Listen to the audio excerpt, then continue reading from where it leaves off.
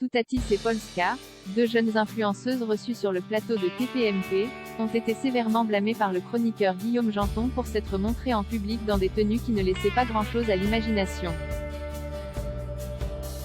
Il aurait sans doute préféré qu'elles soient voilées. De bon matin, de retour d'une rigouledingue d'Halloween, deux jeunes et charmantes influenceuses françaises, Toutatis et Polska, se sont vues refuser l'entrée du Café des Phares, place de la Bastille, à Paris. Après une nuit apparemment mouvementée, elles souhaitaient se sustenter et voulaient juste manger des œufs. Motif de leur exclusion de ce bar qu'elles avaient l'habitude de fréquenter en civil, leur tenue vestimentaire du jour, ou plutôt de la nuit, jugées inappropriées par la direction de l'établissement. De vagues déguisements qui, s'il avantageait leur plastique de rêve, ne pouvaient guère les faire passer pour des pensionnaires du couvent des oiseaux. Ou alors de très loin. Fort mécontentes, elles en ont fait tout un plat.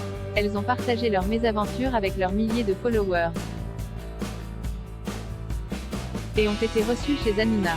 Il faut protéger les enfants qui mangent des croissants. On eût pu penser que, dans cet espace de liberté, elles recevraient un accueil bienveillant, voire qu'elles seraient consolées de leur déboire.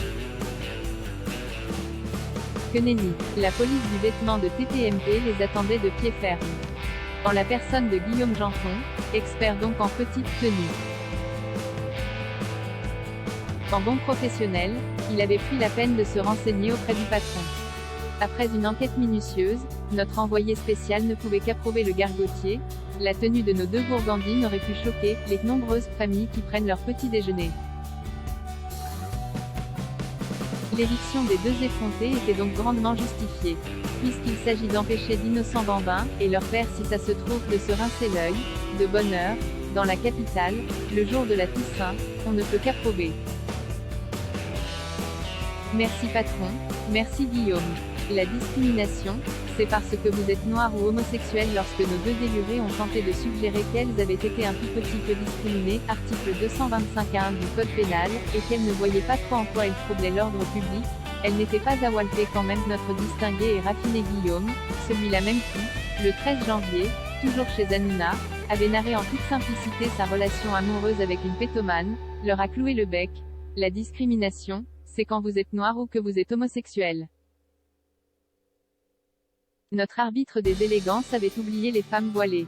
Pour mémoire, en 2006, deux femmes voilées refoulées par la propriétaire d'un gîte vosgien sont parvenues à faire condamner celle-ci à 4 mois de prison avec sursis, à 1 000 € d'amende, à 3 000 € de dommages-intérêts à verser aux plaignantes et 800 € à chacune des 3 parties civiles, à savoir la Ligue des droits de l'homme, la Ligue internationale contre le racisme et l'antisémitisme et le mouvement contre le racisme et pour l'amitié entre les peuples.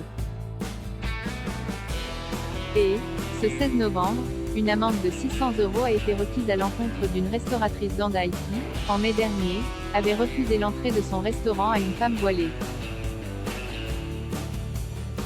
Il faut dire que ces femmes, des mamans comme il faut, étaient bien défendues, elles.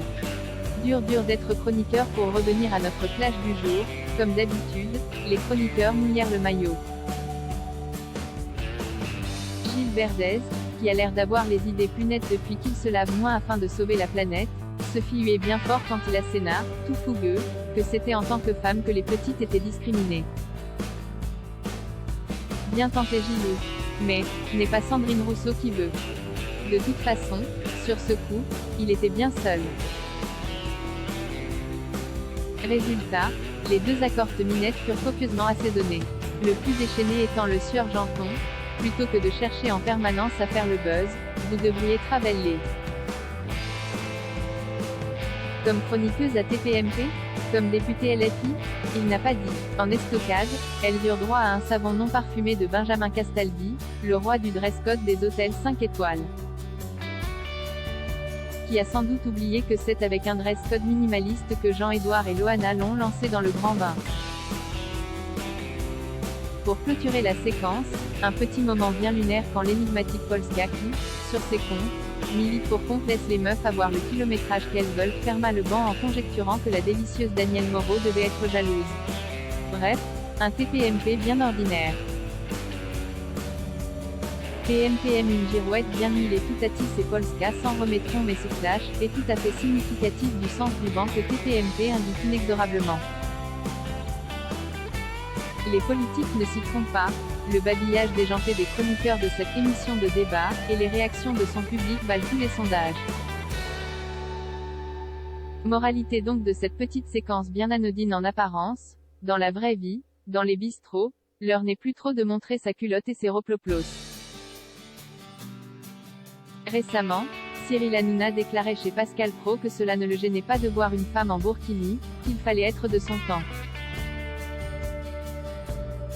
Il envisageait même de recruter une chroniqueuse voilée. On a hâte.